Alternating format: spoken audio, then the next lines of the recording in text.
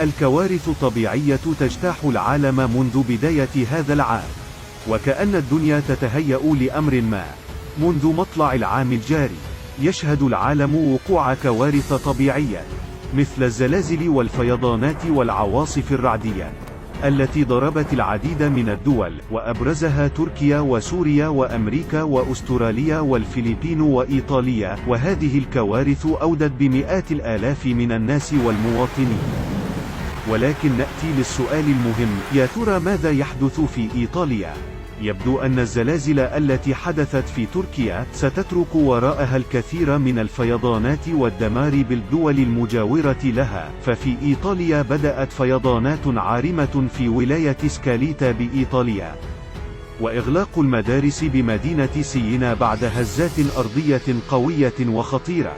تسببت السيول التي حدثت والأعاصير في تدمير الكثير من المنازل وسقوطها على ساكنيها، وتدمير الطرق واقتلاع الأشجار من أماكنها.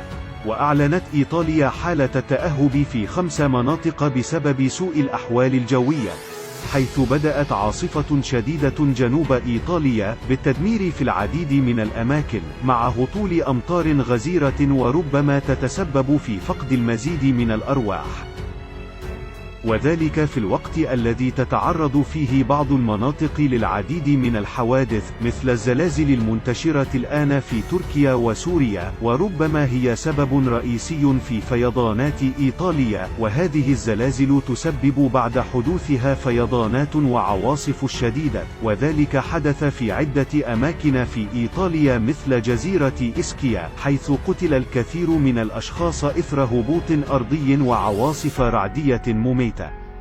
هناك عالم هولندي قال تصريحات أكثر رعبا مما حدث في زلزال تركيا: أغرب ما تنبأ به هذا الرجل هو ما حدث بالفعل. هذا الرجل هو باحث هولندي تنبأ بزلزال تركيا وسوريا قبل حدوثهم بأيام، وحذر الحكومات قبل وقوع الكارثة، ولكن لم يصدقه أحد.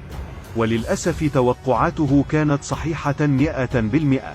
وقال هذا الباحث الهولندي: يجب على بعض الدول في الشرق الأوسط انتظار تسونامي وفيضانات مدمرة في الفترة المقبلة. وقال أن هذا الكلام ليس من تأليفه، وأضاف أنه من الطبيعي بعد الزلازل تحدث فيضانات مدمرة. وتوقع حدوث هذه الفيضانات في لبنان ومصر وإيطاليا كصورة أولية يتبعها الكثير من الدول في الشرق الأوسط. والغريب أنه حدث فيضانات عارمة في دولة إيطاليا أمس. يبدو أن توقعاته ستتحقق كما في السابق.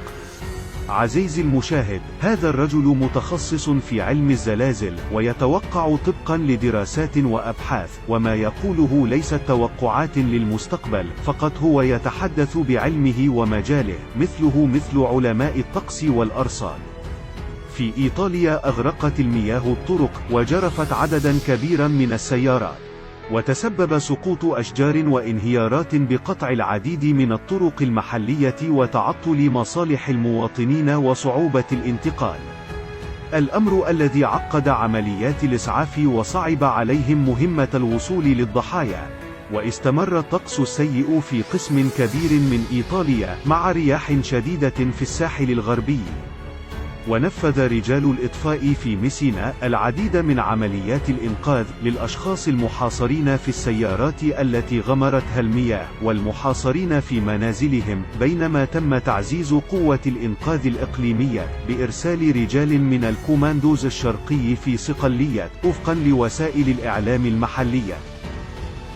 والمنطقة الأخرى التي تضررت بشكل خاص هي جزيرة إسكيا، حيث تمت عمليات إجلاء جديدة، بينما لا تزال تتعافى من آثار الانهيار الأرضي الناجم عن الأمطار الغزيرة، والذي توفى فيه العشرات من الأشخاص. وارتفعت حصيلة الأمطار الغزيرة التي ضربت منطقة مارشي في وسط إيطاليا إلى 11 قتيلا ومفقودين 2 حتى الآن، وفق ما أفادت السلطات الإيطالية.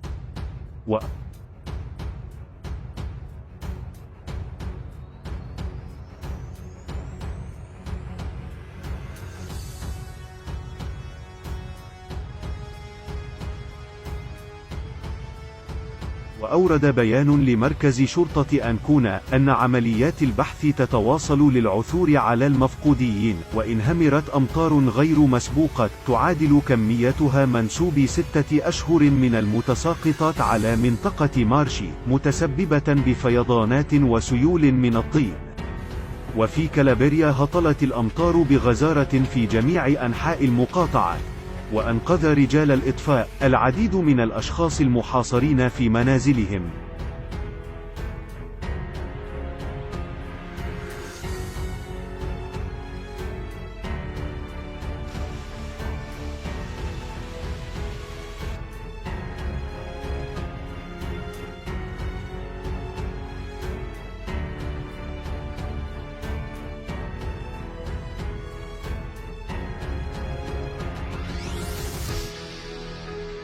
وأصدرت الحماية المدنية تحذيرا من سوء الأحوال الجوية على وجه الخصوص في بوليا، نظرا للتنبؤ برياح قوية خاصة في القطاعات الجنوبية وأمطار متفرقة خاصة على شكل زخات أو عواصف تصاحبها أمطار غزيرة ونشاط كهربائي وهبوب رياح قوية. كانت الأرصاد قد توقعت أن تتمركز هذه العاصفة وسط البحر الأبيض المتوسط نتيجة تدفق كميات كبيرة من الرياح القطبية الباردة، على أن تؤثر على الأراضي الإيطالية بكميات ضخمة من الأمطار الرعدية الغزيرة والمصحوبة بالرعد وتساقط زخات البرد الكثيف.